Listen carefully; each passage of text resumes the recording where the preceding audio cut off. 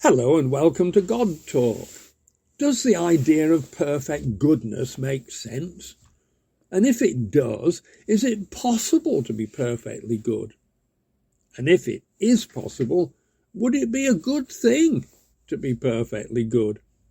Big questions, and I just want to look at a couple of aspects of this, inspired by a paper by a New York philosopher, Susan Wolf.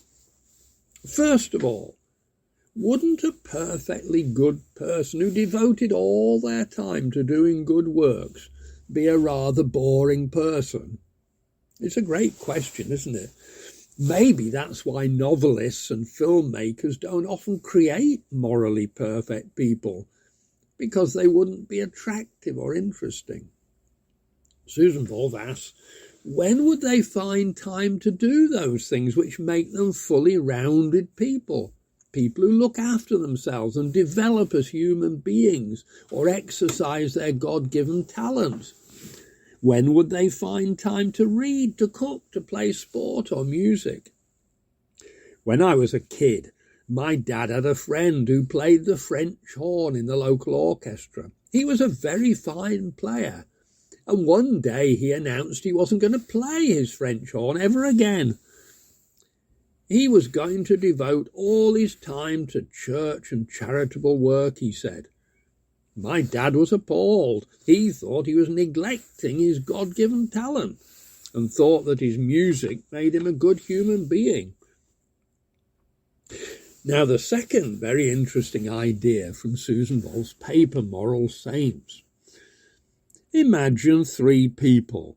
They are all moral saints. That is, every action of theirs is as morally good as possible. Does that idea make sense? Well, let's assume it does make sense. So there they are, these three moral saints. Now, the interesting thing is that they each come to be a moral saint by a different route. The first person is, and always has been, quite naturally good. Without any effort, they respond to every situation with a willingness and desire to do good. And they always get it right and act in the best possible way.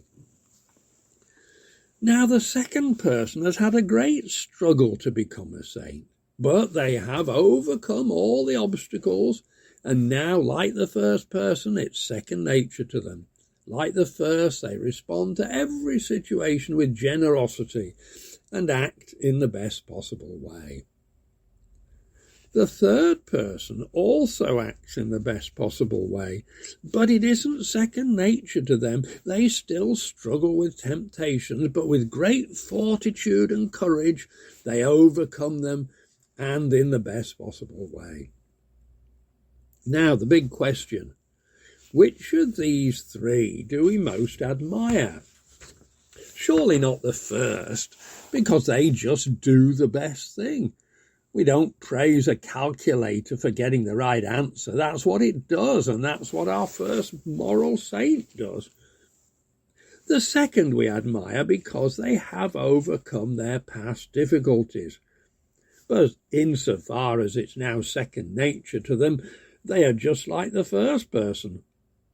And so we probably don't admire them as much as a third person who is still putting in that effort to overcome temptation. And interestingly, none of the three is really morally good. The first two, because they just do the right thing. They can't help doing the right thing. It's their nature. And the third, well, the third still has all these temptations. So, not only does a moral saint not achieve a fully rounded character, they aren't morally praiseworthy anyway. Well, have a think about it. Read Susan Wolf's paper. I'll put the link below.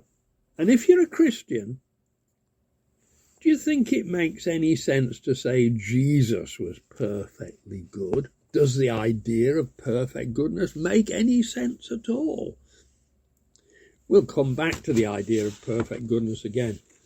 Meanwhile, thank you for watching, and tune in to another God Talk and subscribe to the channel.